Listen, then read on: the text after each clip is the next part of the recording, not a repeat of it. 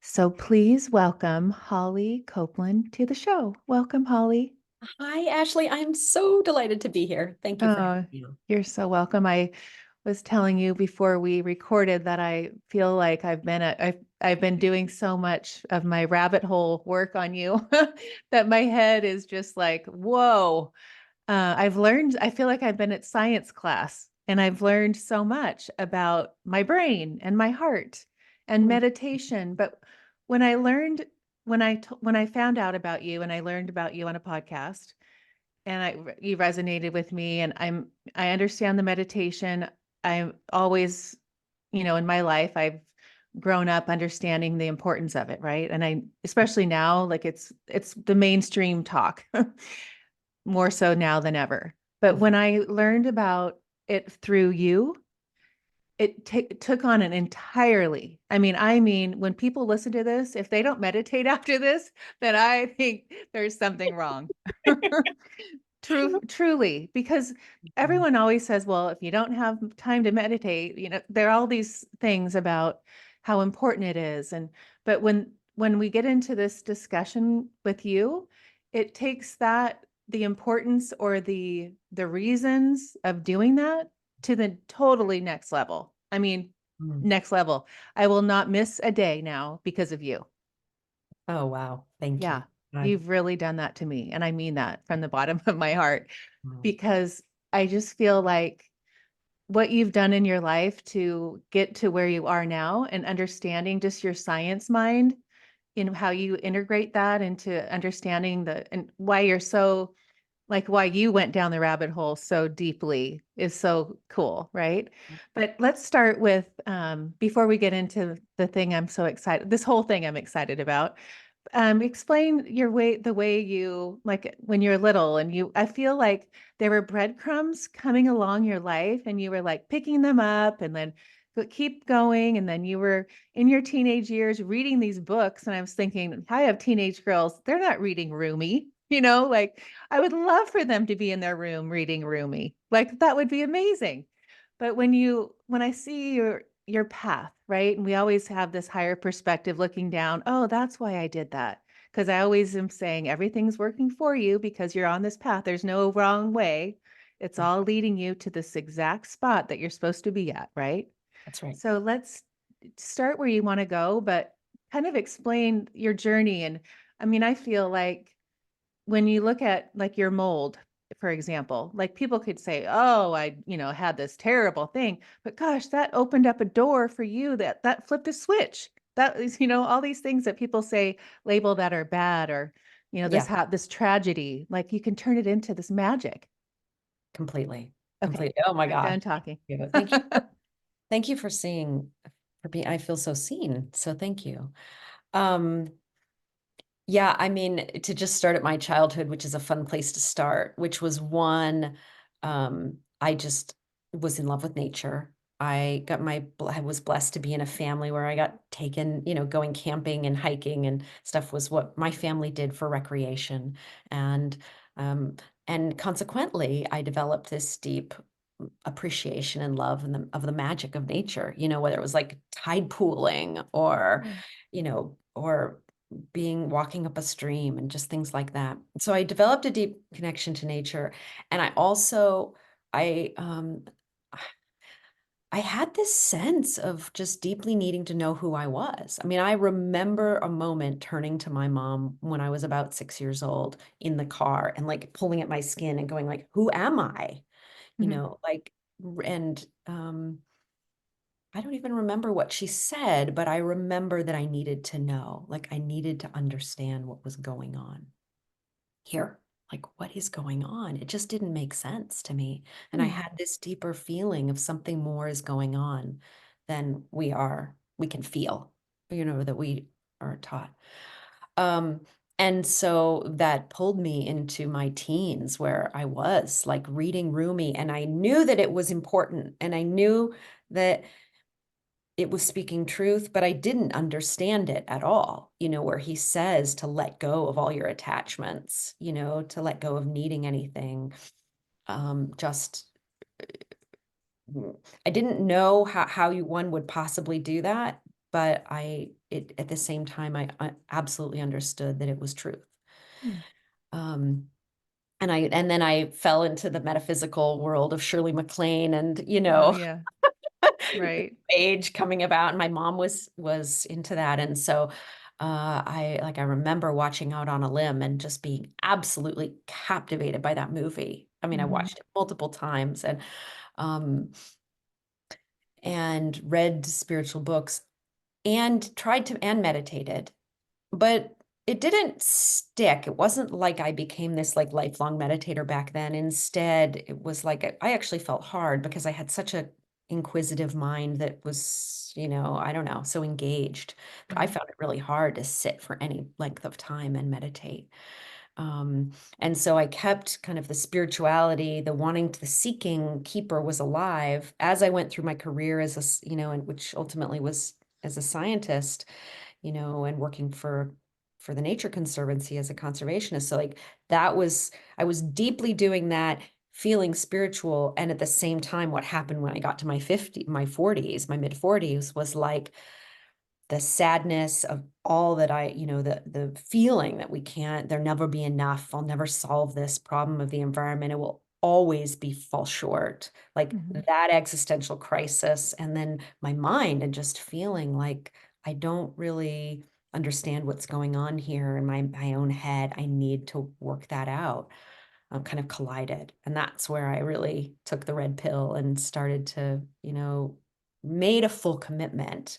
Literally wrote my Rewire My Brain project at the top of my journal in 2019 and was like, I am going to do something Rewire. differently. I'm going to rewire. Yeah.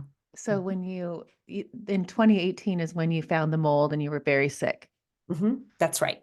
Okay. So Yeah. that Actually, was what, sorry, 2018 was the year I wrote that at the top of my journal. I'm sorry, it was 2018. Yeah. okay.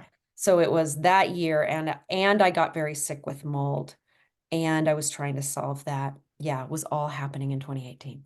Okay. So go to the next. So when I think of your journey and I look at how people um, ignore things and aren't proactive or aren't inquisitive about certain things that come into their life and take that step or push past that fear, kick the door down.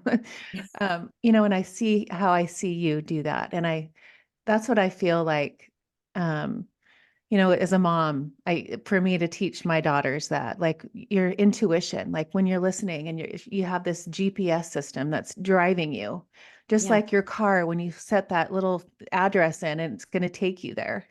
And I always explain that like you have that all in you, right? right, But when you listen, so understanding that connection, understanding that we all have that connection, but really taking that step and like like inspired action, right? Like when I have this inspired action, I don't know where it's coming from. I'm just going to go and we're right. going to see what happens. But when I say that to you, where does your mind go? My mind goes to my heart and into, you know, the challenge that it is to like I wanted so deeply for like an angel to show up and just like oh and like to feel like I was held by the grace of God in a really profound way. And I was like angry. I was like, why are you not showing up? Like, why is you making it so difficult for humanity? If you would just, Christ or Buddha or somebody would just like show up and appear, it would be so much easier. Like so I want to like make people understand like this 2018, 2019 period was so hard. I mean, I was angry and sad and yet at the same time, so I had this teacher I was working with, this meditation teacher. And so he and I are meeting weekly. And this is what, he's just most realized being I've ever been Mm, with. And so he really was like at my side and he kept just saying, it's closer than close. It's closer than close. Like keep going into your cart, keep feeling, don't give up. And he was like holding the light, the beacon of truth, while I'm in the mess and in the forest and in the swamps and I'm working, I'm questioning and I'm I'm working with plant medicine too. So I'm going through lots of different avenues to try to, you know, get through the muck and the undertow that will drag us down and confuse us and make us think that all of um, our confusion is real, you know? And Right. yeah, yeah. And he just kept holding my hand. He just kept being there saying, like metaphorically and really, like, you are being held. Like, Mm. don't give up. You are. And the answer is in your heart. The portal is in your heart. So keep going back to your heart. Like, take the, 10-inch journey down from your mind and into your heart. Feel what's true. Just keep feeling, you know. But I was so conditioned to thinking because of being a scientist. And Right. um, I kept trying to think my way out, and he kept saying, you can't think your way there. And that's really what meditation is about. How do we step out of the thinking mind and come into feeling, knowing what's actually here? Right. How long do you think it took you with that teacher? First of all, I think it's amazing that you, at that moment in your life, reached out to a meditation teacher. Yeah. And, to think of what he's doing, are you laying there and you're trying to go through this meditation and he's kind of talking you through it? So a lot of it happened for me on run. I'm an avid trail runner. And Hmm. so I would be out on these trail runs and I would like be listening to things. Maybe I'd have a podcast on, I'd have somebody like an Adyashanti in my ears and I'm like listening to him and then like the tears are flowing and I would stop and I would literally, do a voice memo to him, to my meditation teacher. And then he would voice memo me back or we would talk that week and or we did a lot of messaging as well. And so it was an ongoing conversation. Not much of that was in actual meditation. It was actually out on in nature on the trail. And That's where I then, get mine too, for okay, sure. yeah. Yeah, I'm at every morning, rain, shine. Yeah, I'm out there. That's a must, and that's where I get that too. And I love it. Sorry for interrupting. Go Yeah, ahead. no, I'm so glad you relate. So yeah, so it's like it's the movement that seemed to catalyze, that. And I mean, I remember waking up one morning and feeling so despondent and just being like, why does any of this even matter? Why am I even here? Just like, take me out to the trash like a piece of garbage. I literally wrote that to Hmm. him. That's how I felt. Wow. Um, and he, bless his heart, would just write back that morning and be like, I know, and you're okay. You're held even in that. I'm Right. tearing up when I'm saying that because it's like, so I just want anybody listening who's going in the really hard dark night of the soul, whatever you want to call it, in the hard stuff. I mean, when I had the mold, I was like, this is so fucking hard, like Hmm. I was so angry at the mold and why is this happening to me and all of that. But it just he kept holding me and he kept pointing me back to my heart and to just feeling. And I was persistent and through his mentorship and guidance, and and the work that I did and the medicine, the plant medicine, the plant teachers I worked with, I came to it cleared out. It was like a clear, and it's like an energetic clearing that you Hmm. have to do. And I understand that now energetically, as an energetic worker now, I feel like, we carry these energetic knots of whatever, for me, it was sadness. It was just a lot of grief and sadness that I'd borne through my family and my, I could talk about my father and mother's lineages and kind of some of the ancestral trauma that I feel like I was carrying and I was cleansing out. Hmm. So a lot of it wasn't even mine, Right. it was passed on to me. But I think that's what we are, each of us here to alchemize, is we're here to alchemize the grief and the pain of ourselves and our lineage into love. Right. When you were what is amazing to me, because I could list the things that you have studied and are now a practitioner or, Reiki, sound healing. I mean, biofield tuning, the tuning forks. Forks. I was watching these videos of you doing that, and I go to an acupuncturist that uses those. And so I'm familiar, but when you understand frequency and sound and vibration and all that, that we talk about, um, what you do and how you found that to be something so healing for people. And so talk about the different modalities that you started opening up and becoming so aware of and like bringing that to your practice.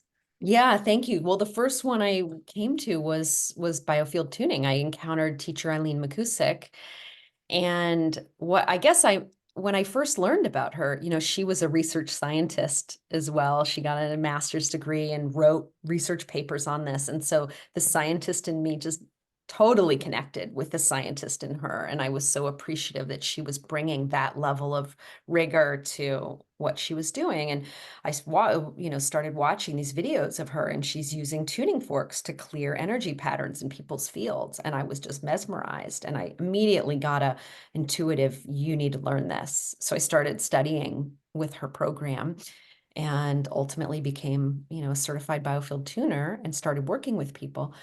And what it did for me was as everything does when we go deep in it, it helped me learn about how I could connect more deeply personally with the subtle energy field. Because at the time when I started this work, I didn't have those sensitivities in my field. I would say that I was like pretty, just like something I'm not actually visionary at all. I don't see visions. Hmm. My intuitive gifts are feeling and felt sense. And what started to happen one day, I start to work with a client, and this was remotely, and she starts to describe or some a pain in her, and I can feel it in me. Oh, And I start to intuitively tune in and through feeling, through felt sense to my clients. And then over and over again, this is happening. Like, I had never really considered myself like developed in any of the clairs. And yet my clients are feeling things and I'm feeling them before they even say anything. And then I wow. start like noticing a feeling and I'll say, hey, I'm noticing this, and they'll confirm it. And so that's made the information field and the quantum field and quantum entanglement real for me. It wasn't something I was reading about in a book, but it was actually happening to me. Wow. And that really, And you're doing the tuning fork. So you're with the client on Zoom yes, and you're doing you're I'm holding a fork up in their field. I'm like okay. literally Yeah. holding a fork up in their field, and I will get to a place in their field. In biofield tuning, we work in along a linear timeline. So like maybe I'll get to, oh, they're 6 years old, and I can feel sadness all of a sudden arise in me. And Wow. now I know, like, I wasn't feeling sad, and all of a sudden I'm feeling sad. And then they will say, I'll say, oh, I'm about 6 years old and I'm feeling sadness. And they'll say, oh, that's when, my family moved away from, you know, I was a kid and I had all these friends and my family moved away and it was deeply troubling for me. Something like that. Hmm. It starts to happen like every time I'm doing a session. Wow. What about like illness? Do you see like disease? Like, can it detect Yeah, that? yeah, it can. It can. I am, I mean, what it So every disease is its roots are actually in emotional and mental Right. chaos or dissonance. And so for me, it's not like I go into somebody's field and I go like, oh, they have this disease or this, oh, I know you have kidney failure or something like so. It's not like Right. that. It's more like I get an emotional feeling about there's so much anger here, Mm. and I'm next to the liver and I can tell that there's a ton of anger. And, and then they'll start to talk and they'll release it. And so it's like an emotional, mental way that I'm tapping into what I think are the roots of what then we end up calling disease. Like Right. Disease, the more and more we understand disease, Bruce Lipton talks about this a lot, right? We understand that it's the what we experience as humans is the last manifestation of something that started a long time ago as a pent-up belief or experience, probably a traumatic experience that was never processed, that was held on to. Right. So when you're doing the tuning fork and you're clearing the energy, That's right. and what was the client doing? Just The client is just laying and listening and feeling and allowing, like similar in a way to acupuncture or something like that. hmm, But we tend to have a conversation. So I will, which I don't typically do in acupuncture. When I do acupuncture, it's more like I'll say, I'm feeling this. What are you feeling? And so there's cathartic release because I want them to also bring from the subconscious into the conscious because I think that helps process it. right. When you were learning the meditation, you used that muse Muse. thing, muse. So that caught my attention, and I thought, I need that. And you know why? And I know it's because it's your why too, is because you can see that it is changing your brain waves. And you do have a record of the progress of the way your brain is moving. Can you go into that and how did you find that? Did your meditation teacher lead I you to would, that? yeah, I'd love to tell that story. So that actually came before the tuning. I want to just say that was actually when I just said that I went on to do my Rewire My Brain project. One of the first things that happened after I started learning about brainwaves was I discovered the Muse headband. I don't even remember how I first heard about it. Um, but I did, and I just immediately was attracted to it like you. I was like, I need help meditating, Mm-hmm. and this feels like this would help. And just for those listening who don't know, to explain, Muse is a biofeedback device. So you put it on your head, it reads your brain waves, and then as you meditate, if your brain is noisy, you'll hear like a rain, you can choose, but the classic one is you can hear a rain, like a rain landscape, like you're in a rainforest. And as you start to quiet your mind, the rain quiets. If you get really good at it, you'll hear some birds chirping. And so you are getting feedback on what a quiet mind feels like, because I know when I started meditating, I didn't, that feeling of like, I don't even know if I'm doing it right. Right. I had a lot Yeah. of that feeling, like, Totally. I think we all right? do. Right. Yeah, I'll Like, lay here and I'll be like, is this the right okay, thing? what am I doing? Is this right? Is it working? But that's why Exactly.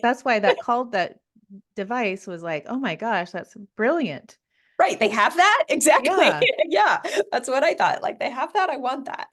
And it was, and it really, I became hooked on this it's like training wheels for the mind until like now I know what a quiet mind feels like. I don't need the training wheels, but right. I needed the training wheels for a long time. I had no idea what a quiet mind felt like.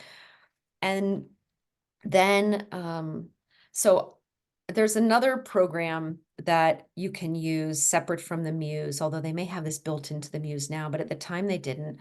And it allowed you to map your brainwaves so you could actually see your alpha and theta brainwaves on a graph. And since I'm a scientist, I love graphs. Right. So I start doing this and graphing my meditations. I start posting them to this Muse Facebook community, and that's where I met my meditation teacher. And he saw my posts and was commenting on them, Hmm. and that's how we got connected. And I ultimately joined his meditation group that he was just starting at the time, and and through that, really, through that, what really happened was this falling down the rabbit hole of understanding that meditation isn't just about quieting your mind. It's about, it's the ultimate spiritual path to understanding who you are and why you're here.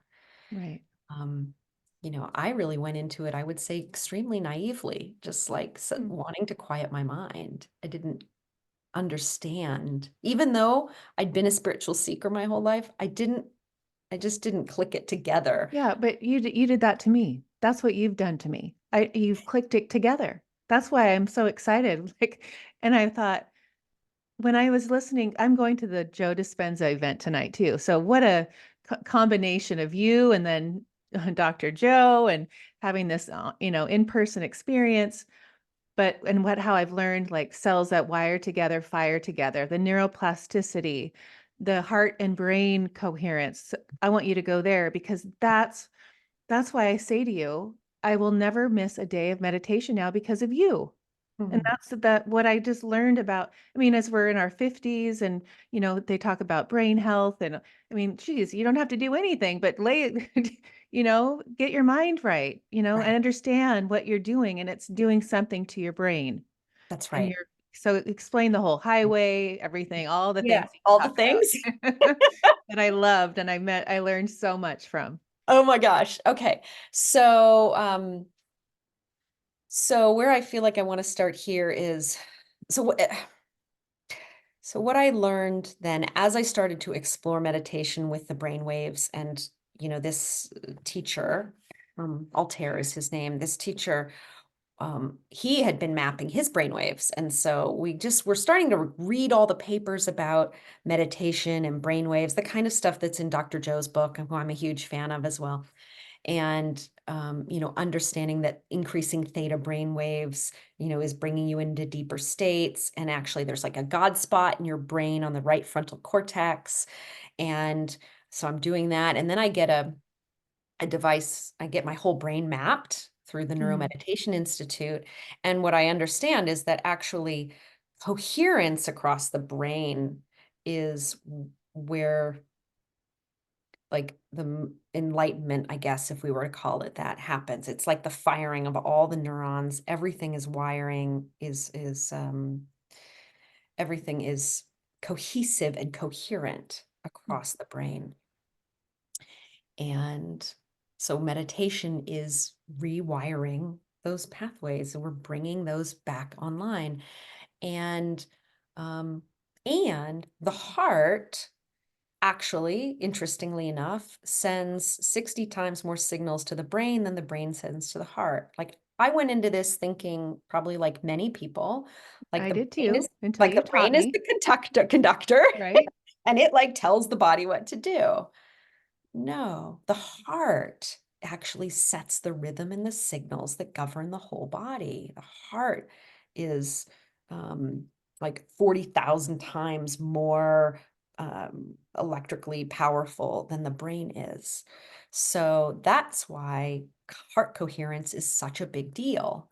Because if we can get our heart into coherence, then the brain which is taking its signals from the heart, will start to calm down. And so now we're talking about the nervous system. Now we're talking about, how our entire nervous system, flight or flight, and the amygdala, and how, why is it that we get so, panicked in traffic when it's like our life not on the line or anything like that, but we get all fired up, right? Because we've somehow, through living in these urban environments, we've taken the system that was supposed to work for if a lion was chasing us on the savannah, and we've allowed that to move into our reaction to, somebody cutting you off in traffic or something. Right. So, and the way out of that is to start to come back into heart coherence, to calm the whole nervous system down and to stay there. And then you won't react. You Mhm. start to retrain the whole body not to react to any of these things. Um, and so this is where breathing and breath work, doing heart coherent breathing as a practice at the beginning of your meditation. So I don't just sit down and like plop myself down and meditate. No, like what I learned from my teacher was all these preliminary energetic practices like yoga or mantra, or, there's different ways to do it. I use a Reiki series that I was taught, but Mhm. to breathe and use the energy, use qigong, whatever one speaks to you. There's so many that bring the energetic body back into coherence first. Right. Yeah. that 0.1 hertz, this magical resonant frequency of the earth, we are actually attuned. We're listening, whether we know it or not. Our energetic frequency is attuned to the earth. This is why it feels so good to go outside, which I do now every morning, Hmm. just to set my frequency with the earth. Like, let the earth sunlight, let the sun shine in your eyes. Go outside and put your feet on the grass. Like, you're an earthling. So go ground into the earth. Use the tools that she has here for you to reset your nervous system. Um, and You then know, go onto the mat and just come in and listen, through the meditation. the the eye thing, the looking at the sun. So like 2 months ago, I've been drawn. I was listening to my intuition, right? I'm a big automatic writer. That's really where I connect, and I'm learning, and it's helping me go deeper without writing, right? So that's how I've come to that place. And like 2 months ago, and living in San Diego, you wear your sunglasses basically every day because the sun's out. And something in me said, I'm not going to wear my sunglasses. I don't need to wear my sunglasses. I don't want to. I'm blocking the sun.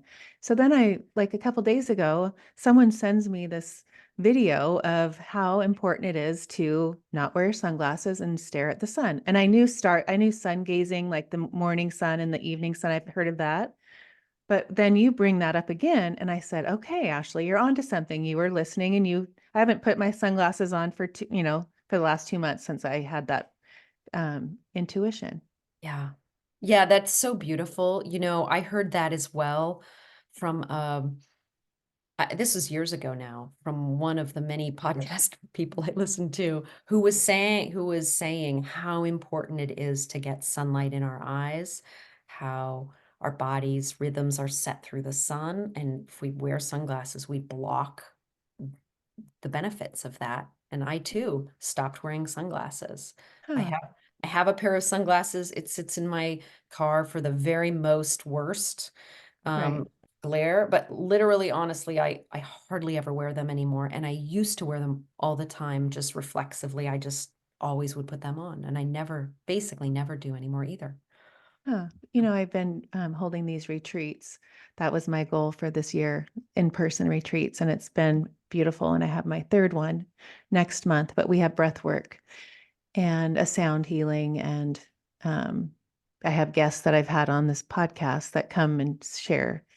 But the breath work. So I was listening to the way you do your breath work, and you must do that when you're saying before you lay down on your mat or before you start meditating, you do some form of breath. And I used to have a spa when I was 30, so I'm 55.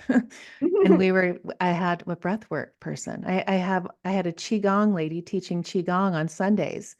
And I just remember, I look back at that and think, wow, I'm living my life like I was 25 years ago. It's so interesting to see it all come circle back.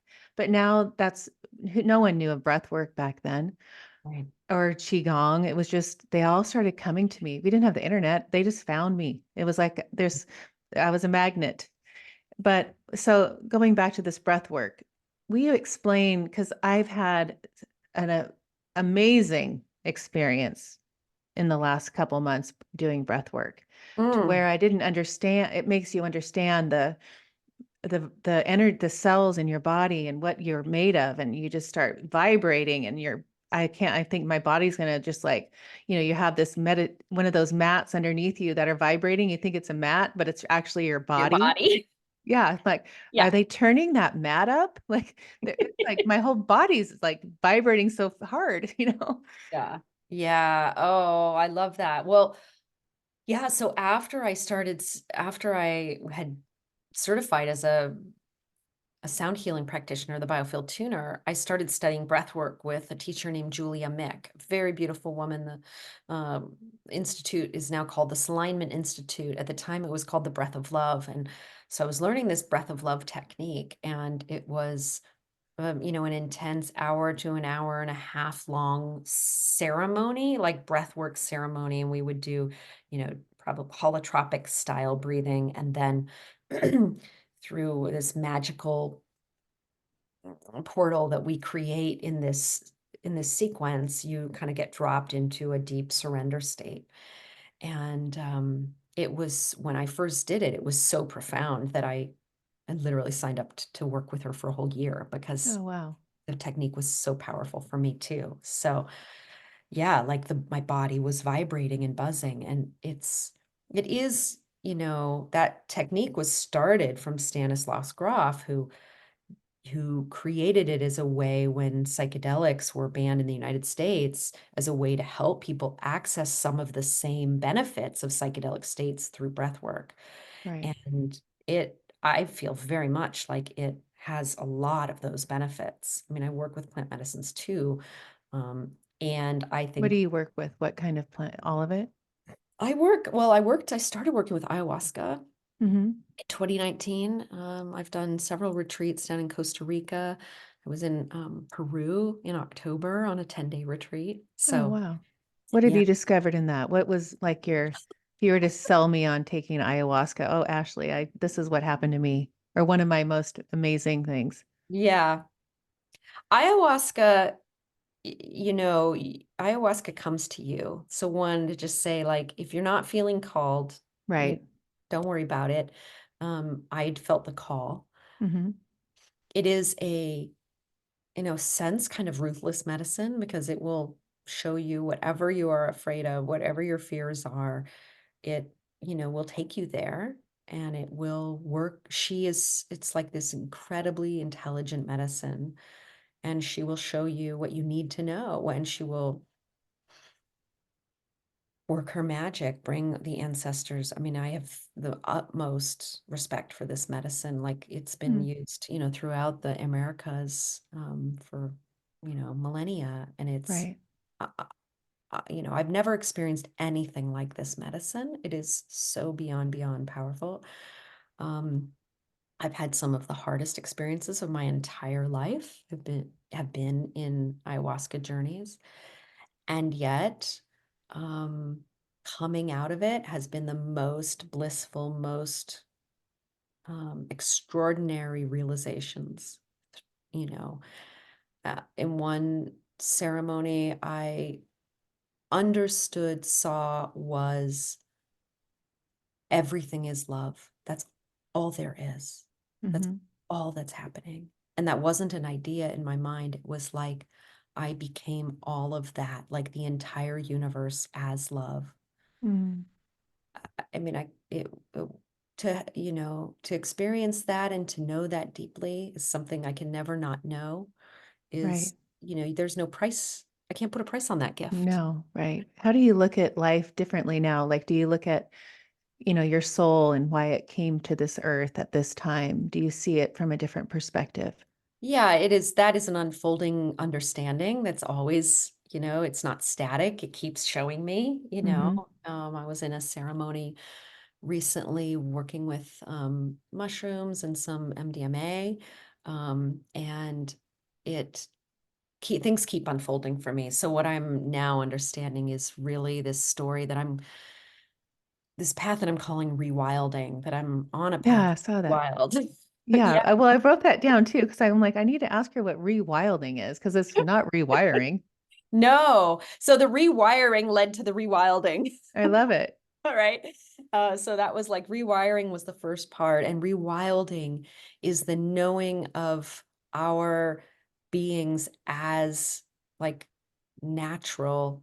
I think we're all on a journey to reclaim ourselves, as like reclaim our deep belonging to be here on the earth.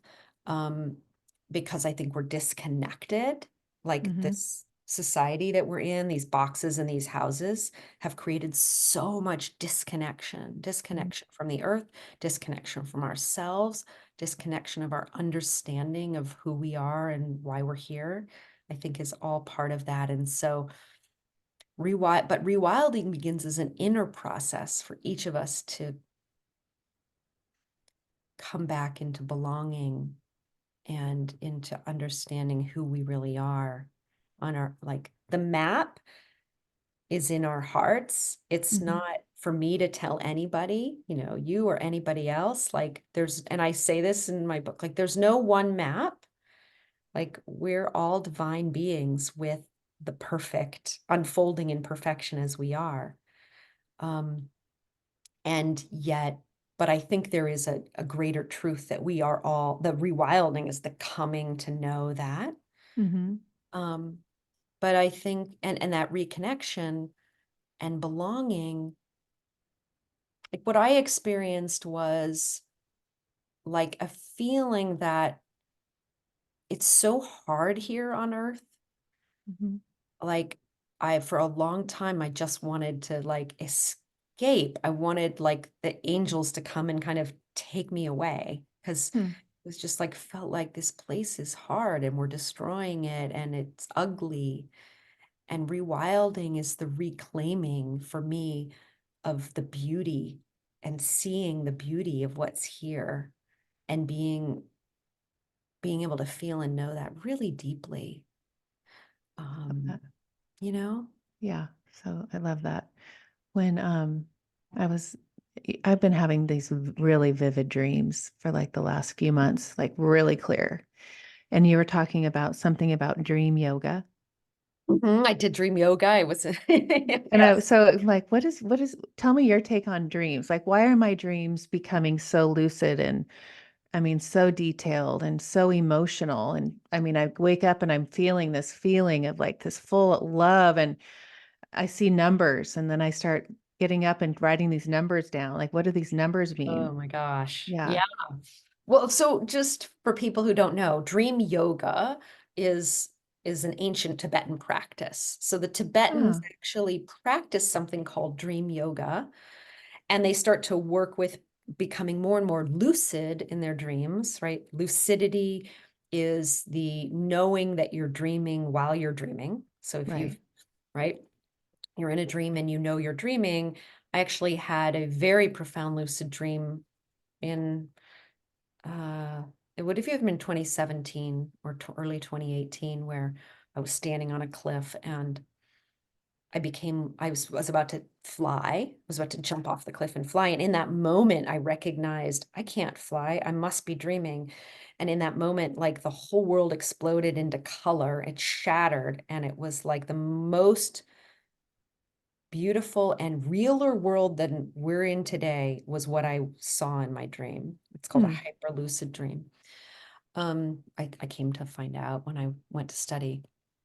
But the practice of dream yoga is to practice lucidity deliberately with the Okay. idea that if we become more and more lucid in our dreams, we actually become more and more lucid in our lives. So it's a Hmm. process of awakening through dreaming, if that makes sense. Huh. Yeah, Mhm. it does. But explain that. So when you're doing the yoga practice, dream yoga practice is allowing you to live your life in more of a loose, like really be in the moment, like more Yeah. presence. Yeah, Is that what you mean? be a more awake Okay. in this. I mean, right, the spiritual wisdom teachers would say that most of us are sleepwalking through life. Right. Right? We're in the caught in the illusion that we believe that everything we're seeing is all there is. It's Right. not, it doesn't make this reality unreal. I think people kind of look at that and go, well, no, it's very real. But I would take it that we believe this is all there is. We are so bought by the just what we see that we're Hmm. not open to the full spectrum of everything that's here, all the multidimensionality.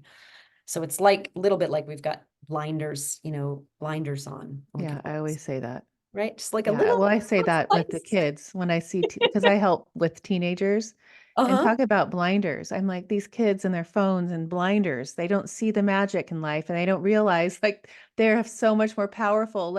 Take the blinders off, right? Like, Right. oh, Exactly, exactly. So dream yoga, by practicing deliberately lucidity. So the dream yoga practices I'm not an expert in this. Andrew Holchek is one person I studied with and went to a retreat with, and he's written a book called Dream Yoga for anyone who oh, wants to okay. know more about this.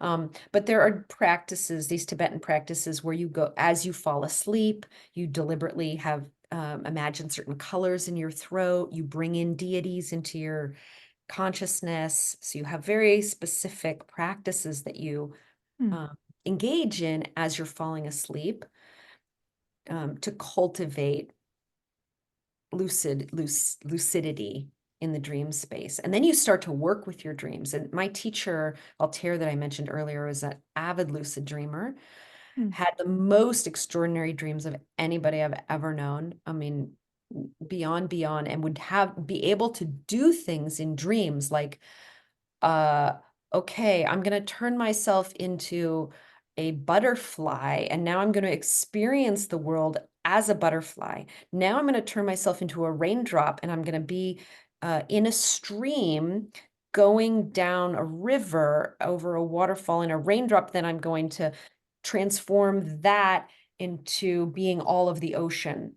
Oh And, my and gosh. and he actually does these things. Like that's not fantasy. Like this is possible Wow. if you're an expert practice lucid dreamer. So like an intention before he goes to sleep, is it Yes. setting that intention? Mm-hmm. Okay. Yeah, and becoming very, very good at it. I never did. I didn't end up really studying that practice Hmm. um, for various reasons, but just to say that that is possible and that is a whole practice of its own. And I would just say, listening to your story, that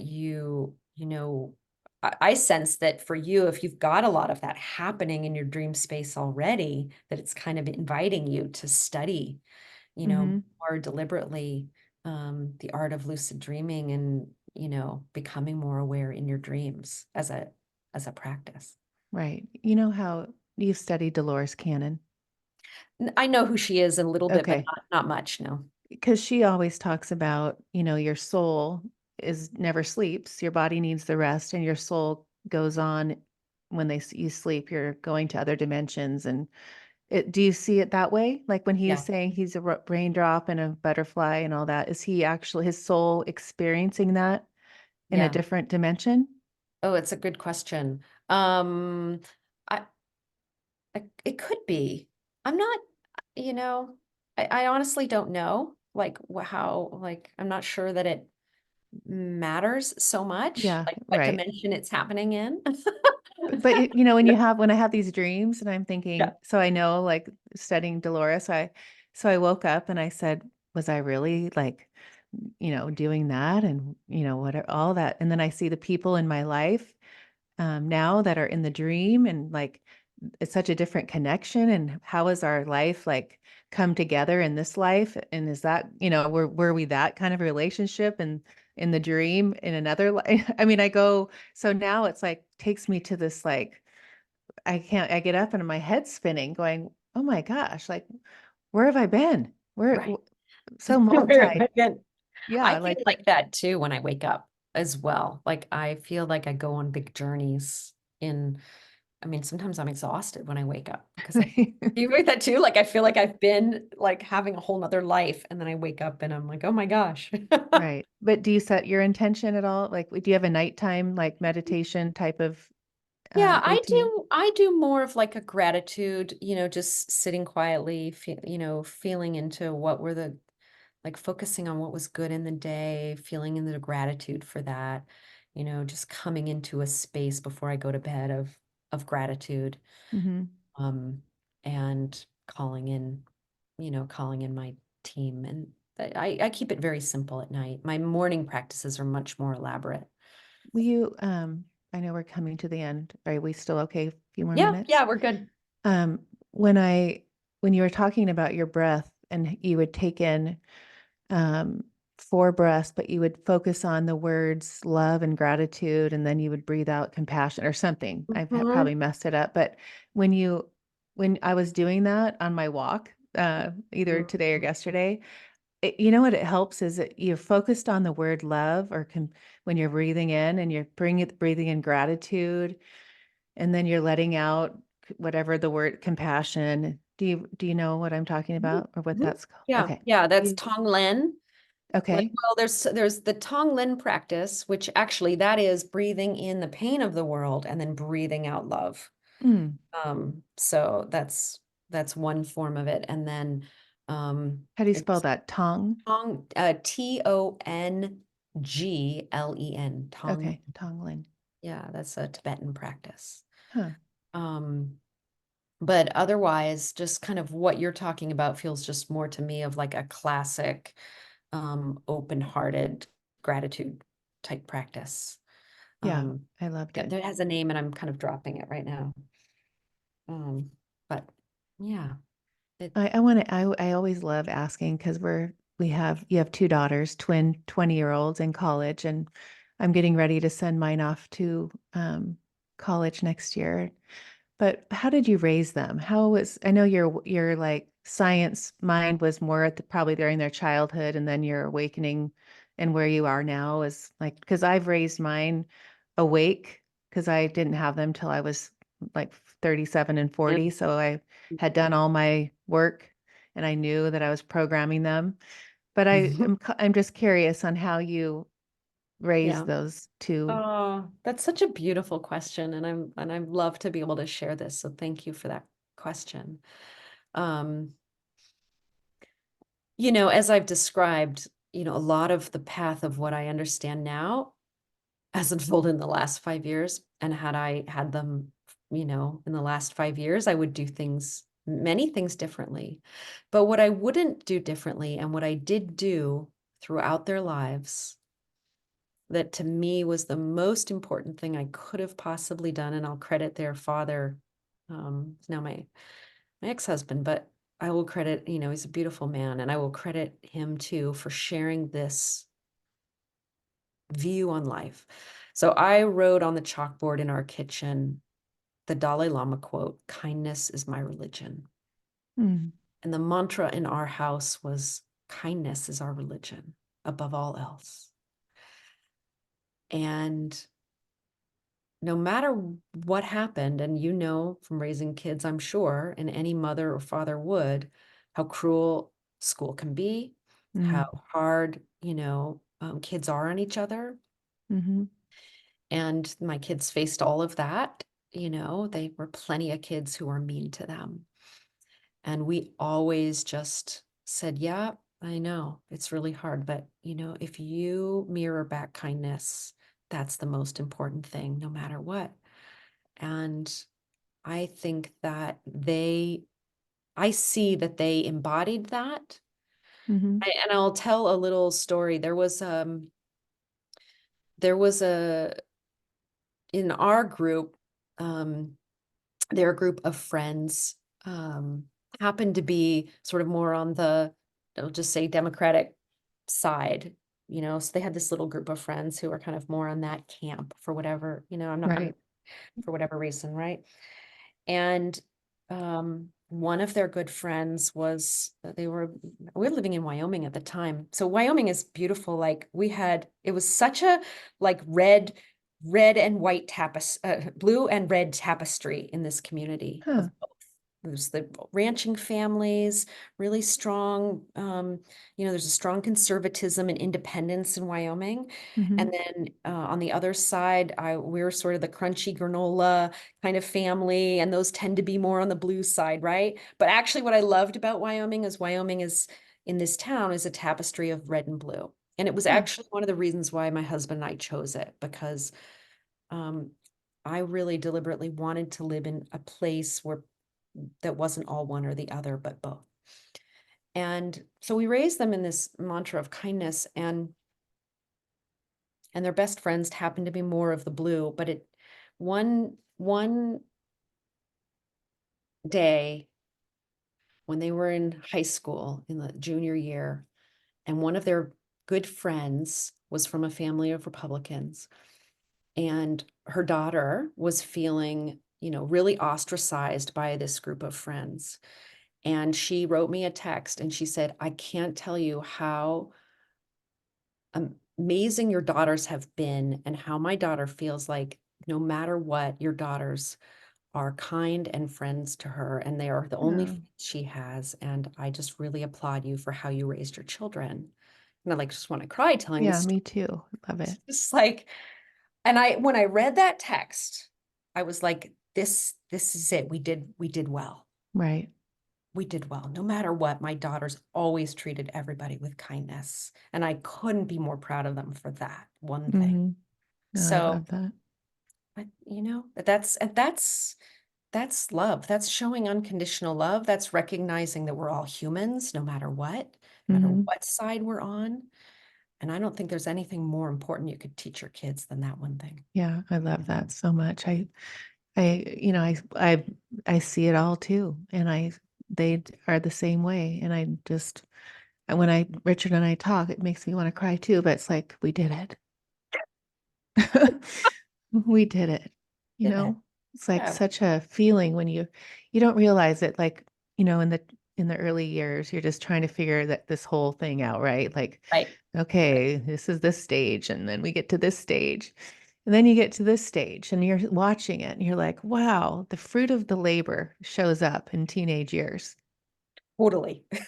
And I said, wow, like, I mean, we sat and had dinner the other night and he's like, you know, there's this boy that Paige is like, they haven't really had boyfriends, right? Well, this boy is Yeah. kind of interested. And I said, what's really neat about this is that he goes, she has her principles, her values. Like he said, and when he was raised or he was growing up, he's like, I would never want her around any boys that I was around, right? So, so when he sees it coming from his daughter who has her values so, so, so strong and knows that we planted those seeds, and you see that sweet 17-year-old with the strongest mind and Yeah. the most loving heart, and she sees the values in somebody, how they treat, she notices, acknowledges, she sees the beauty of someone treating her this way. And it's like, oh, she even sees it, it's like, Yeah. it's not, we don't have blinders on. We've taken those blinders off and, realized how, this life is all, like you said at the beginning, it's all about love. Like if we could just be love and see love, and then, I mean, I hope that's where Yeah. when they're getting our age, that they feel that our love in this world is stronger than ever. But do Exactly. you feel that way, like where the world is going? Let's end on that as Yeah. we. 1,000%. As the world is, apparently more chaotic, more and more and more chaotic. I know actually with every fiber of my being, as I said, that we are love, the vibration of love, the moral arc of the universe is long, but it bends towards justice. It bends towards love, I would even say. Mhm. Excuse me, Martin Luther, but I'm gonna, I'm gonna rewrite it slightly.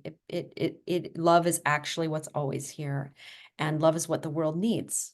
So I have this conversation with my father all the time, who continues to, just read the headlines and, like many of us, just get so distraught by what's happening and still grappling with the sadness. And I said, yeah, but the world needs your frequency of love. It needs you to stand true in love. It needs that. It doesn't need um, judgment, anger, hate. And so I think that this is all calling us all in to the inner path. And whatever is standing in the way of you feeling, love, that's your work. That's where the path is calling for you to alchemize your love, or your karmic pain, whatever it is, into love.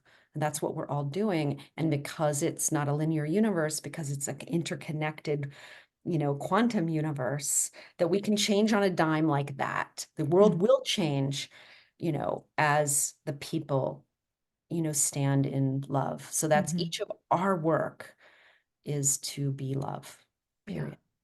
period. Done. Done. Simple, right? We make life too hard. Mm-hmm. Life Yeah. is, Yeah. if they only knew how simple it is. Right. And if you're not sure how and where to start, then go to the one place where you don't feel love and start to work on that, Hmm. I love wherever that. that is. That's your neighbor, that's your sister, that's your brother, whoever it is, that's your work. Right. If you can't do that, how do you think, Israel and Palestine could ever work things out if you can't love your own brother or sister or whomever, friend or whatever? Right. Oh, Doesn't mean that's you have such to a like great, them, right? right. Yeah, but that's such a great way because I always say, when if someone's triggering you, it's in you. And that's your work. It's not, and as soon as you clear that, you can be around that person and be how did I ever, Exactly. think that way? You know, Exactly. it's Exactly. it's so I don't want to say simple because there's a lot of deepness in people's, Totally. relationships and all that. But when you can understand those little moments of trigger and Right. realize that that's your path, that's where you go. Right. That's I love exactly. that. That was a great way of expressing that. All Okay. right, Holly, thank you, Right. thank you. I know we went You're over so and you were busy, welcome. You're but so, so welcome. It's just such a joy to be here and to talk to you. So thank you for opening the dialogue and the conversation. and to find you, Holly Copeland, or no, it's Heart, Heart Mind Alchemy is my website, but yeah. and on Instagram. On Instagram, I'm rewilding an earthling love story. Oh, I didn't see that. I need to Yeah. go down that rabbit hole now. I love Yeah. it. Yeah. Yeah. Oh, it's been so fun. So great to meet you. So great to meet you too. Thank you.